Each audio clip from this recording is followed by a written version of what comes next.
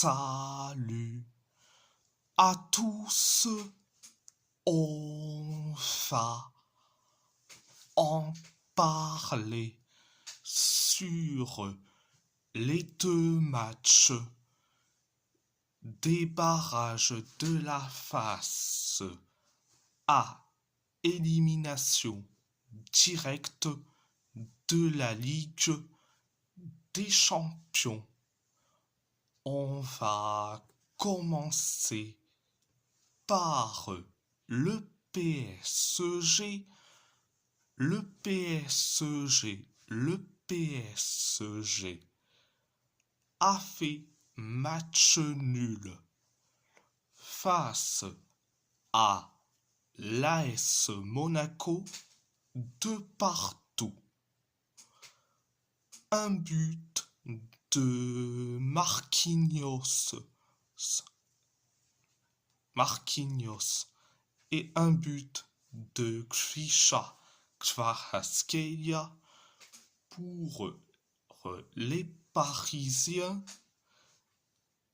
Un but de Magnès Akliouche, un but de Jordan Tézé et un carton rouge de Mamadou Koulibaly pour les Monégasques. Première période, ça a été catastrophique.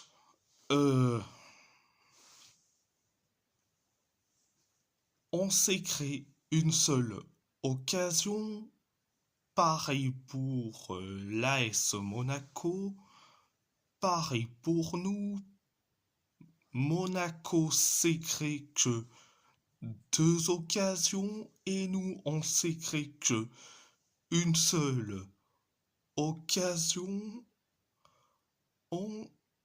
Donc pareil pour Monaco et nous on s'est créé que deux occasions. Monaco s'est créé que une seule occasion et nous on s'est créé que deux occasions et après on encaisse le but du 1-0, c'est Magnès Akliouche qui met le but du 1-0. C'était la première période. La deuxième période, ça a été bien mais sans plus. Donc on s'est créé que deux occasions. L'AS Monaco s'est créé que une seule occasion. Et nous, on s'est créé que trois occasions. Et après, carton rouge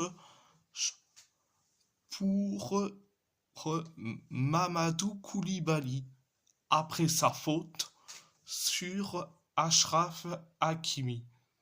Donc, l'AS Monaco se trouve à 10 contre 11. Donc, et après le carton rouge de Mamadou Koulibaly, on inscrit le but de l'égalisation un partout. C'est Marquinhos qui met le but de l'égalisation un partout sur une passe décisive sur coup franc de Désiré Doué. Donc après le 1 partout, 6 minutes plus tard, on inscrit le but du 2-1. C'est Kvisha Kvaratskhelia qui met le but du 2-1. Donc, après le 2-1, on s'est créé et carrément en 4 occasions et après on encaisse le but de l'égalisation de partout. C'est Jordan Tézé qui met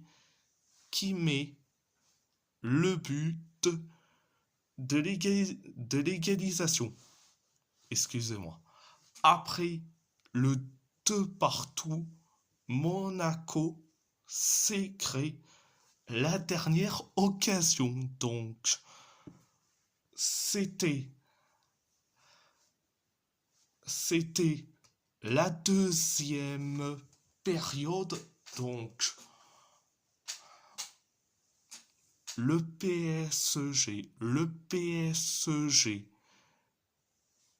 PSG est qualifié, oui, à l'aller 3-2. Au retour, match nul de partout.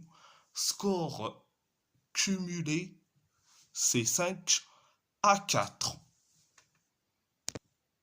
Mais bon, après, j'étais hyper content de la qualification, mais le contenu, c'était limité, voire même du catastrophisme à l'état pur. Mais je suis certes très content de la qualification en huitième de finale. Donc, voilà, on va parler de Galatasaray. Galatasaray a perdu face à la Juventus 3-2, un but sur penalty de Manuel Locatelli, un but de Federico Gatti, un but de Weston McKennie et un carton rouge de Lloyd Kelly pour la Juve. Un but de Victor Osimhen et un but de Barış Alper Yilmaz pour les Chimbombes. Alors, première période, ça a été catastrophique. On s'est créé qu'une seule occasion. La Juve s'est créé que 2 occasions. Et nous, on s'est créé qu'une seule occasion. La Juve s'est créé que 3 occasions. Et nous, on s'est créé qu'une seule occasion. Et la Juve s'est créé qu'une seule occasion, pareil. Et après, penalty pour la Juve après la faute de Lucas Torreira sur Kefren Thuram. Donc, penalty accordé pour la Juve. C'est Manuel Locatelli qui s'en charge. Résultat, penalty transformé et on encaisse le but du 1-0. Après le 1-0, la Juve s'est créé que 2 occasions. Bon, c'était la première période. La deuxième période, ça a été pareil, catastrophique, d'une catastrophisme à l'état pur. Donc, 3 minutes après le coup d'envoi de la deuxième période, carton rouge pour Lloyd Kelly après sa faute sur Barish Alper Yilmaz. Donc, résultat, carton rouge. La Juve se trouve à 10 contre 11. Donc,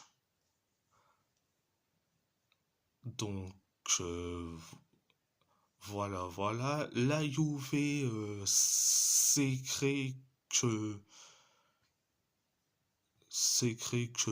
3 occasions. Nous, on s'est créé que une seule occasion. Pareil pour la Juve. Et nous, on s'est créé que 4 occasions. La Juve une seule. Et après quelques secondes plus tard, on encaisse le but du 2-0. C'est Federico Gatti qui met le but du 2-0. Donc, après le 2-0, 12 minutes plus tard, on encaisse le but du 3-0. C'est Weston McKennie qui met le but du 3-0. Alors, après le 3-0, on s'est créé que une seule occasion. La Juve s'est créé que 2 occasions. Et après, nous, on s'est créé que une seule et la dernière occasion. C'était la deuxième période, direction la prolongation. Première période de la prolongation, ça a été bien, mais sans plus. Donc, la Juve s'est créé que 2 occasions et nous, on s'est créé que 2 occasions. Et après, on inscrit le but du 3-1. On inscrit le but du 3-1. C'est Victor Osimhen qui met le but du 3-1 sur une passe décisive de Barish Alper Yilmaz. Donc, c'était la première période de la prolongation. Deuxième période de la prolongation. Ça a été pareil, bien, mais sans plus.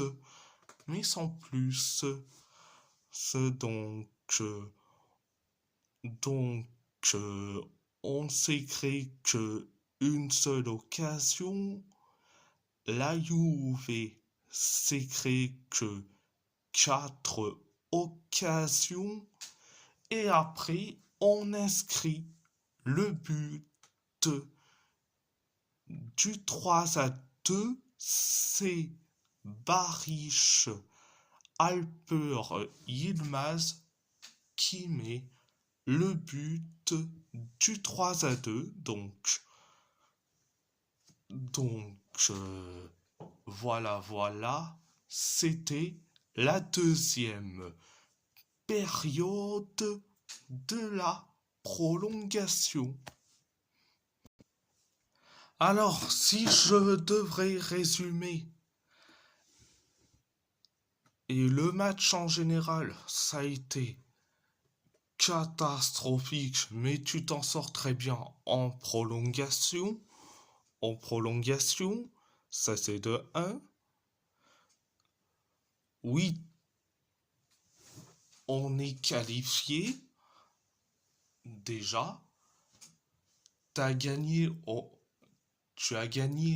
au match aller 5-2. Tu perds 3-2. Mais score cumulé 5, c'est du 7-5. C'est du 7-5. Donc, voilà. Ah, donc, certes, je suis très content de la qualification, mais j'ai quelques coups de gueule à passer. Franchement, Okan Buruk. Okan. Alors, tu peux m'expliquer de une pourquoi Noah Lang a été titulaire? Ce n'est pas normal. Donc, ça c'est de 1. De 2, pourquoi tu continues avec ton Noah Lang et dès que Noah Lang est sorti, tu fais rentrer qui? Leroy Sané. Mais on a vu qu'il a rien foutu. Franchement, les deux, c'est même combat. Ah, donc, et franchement, ça m'énerve. Pourquoi il continue avec les deux tocards, même s'il y en a un qui il a commencé en tant que titulaire, il est sorti pour faire rentrer un autre tocard. Pourquoi il ne fait pas confiance à Asprilla? Qu'est-ce qu'il a contre Asprilla? C'est parce que il est colombien, c'est parce que il fait mieux que ces deux joueurs, ces deux tocards. Donc je dis franchement, ces deux tocards, les deux tocards habituels, le habituel Noah Lang et Leroy Sané, ils ont leur niveau pour faire du ski et à Cortina en pezzo que sur un terrain de football. Mais vous voyez que avec ces deux-là, je suis obligé d'élire les tocards de l'année. Mais les deux-là représentent ultra bien. Vous allez me dire que je suis dur avec Noah Lang parce qu'il a fait un bon match. Avec le match qu'il nous a fait. Et ça signifie un bon match. Quelle est la définition de bon match? La définition de bon match, d'un excellent match, c'est Barry Alper Yilmaz, c'est Victor Osimhen et c'est Wilfred Singo. Le reste, c'est poubelle. La défense, c'est une catastrophe. Sur les buts encaissés, la défense complètement aux fraises. Le milieu, c'est du grand n'importe quoi. Gabriel Sara est une catastrophe, ça on le sait très bien déjà, mais Noah Lang est une catastrophe, mais quand Noah Lang est une catastrophe, Brooks, il le sort, c'est très bien, mais pour faire rentrer un autre tocard, Leroy Sané, c'est quand que Asprilla aura sa chance en LDC, en LDC. Et je dis franchement, Asprilla, à bienvenue à Galatasaray, tu comprendras que malheureusement les deux tocards ne veulent pas te laisser ta place et pourtant tu es hyper bon et tu mouilles pour le maillot contrairement à ces deux tocards en bois. Et c'est là où je me pose la question, pourquoi Roland Salaï est sorti pour faire rentrer l'autre, le déclopé, le gars qui se blesse à H24, Sacha Boey, pour au final le encaisser les deux buts. Bon, lui, c'est comme les autres, ils étaient aux fraises. Quand- Comme je dis, la prochaine fois, euh, ne venez pas pratiquer du football. Allez ramasser, je sais pas, des marguerites, des jonquilles, des tulipes. Vous avez le niveau pour ça. Ah, mais franchement, ce que j'ai vu, c'est une catastrophe. Mais franchement.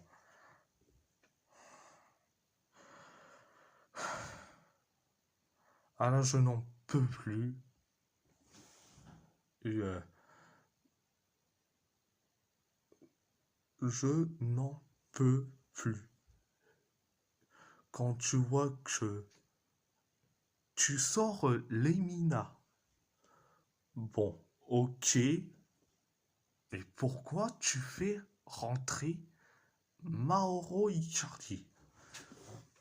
C'est le mystère. Et résultat, Mauro Icardi invisible. Vous voyez Ronaldo avec la Seleção, et bien Icardi, c'est ce qu'on voit avec Galatasaray. Invisible ce mec. Que il est nul, il ne sert à rien. Mais ce gars-là, ah, il a le crédit et il a le crédit comme pas possible. Et je n'en peux plus de ce gars-là. Et franchement, et franchement,